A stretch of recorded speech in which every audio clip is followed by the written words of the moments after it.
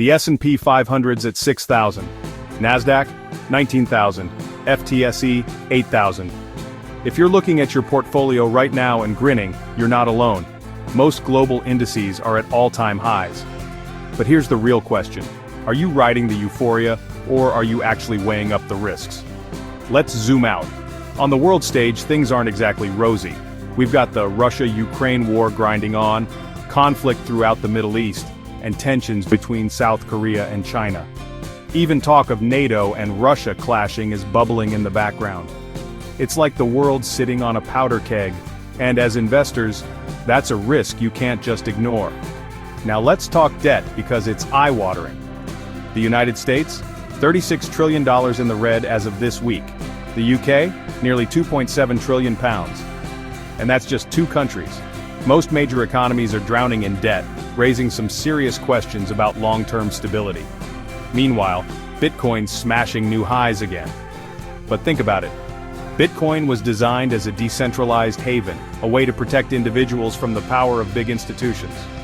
Yet now, a handful of massive players hold most of the supply.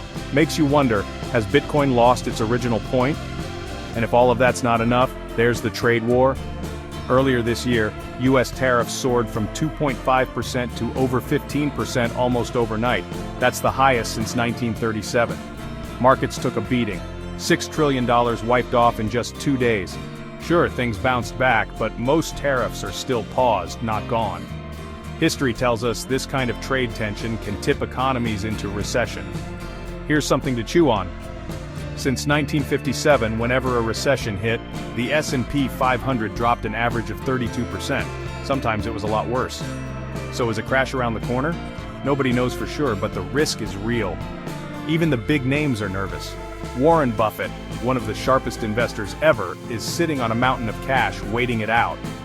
He's not alone. When the pros are cautious, maybe it's time to ask why. So what's the move? I'm not here to tell you to panic, or to try timing the market. Nobody gets that right every time. But staying disciplined matters. Maybe this is the time to sell off your low-conviction stocks. Keep some cash on hand, and focus on quality companies with real, long-term value.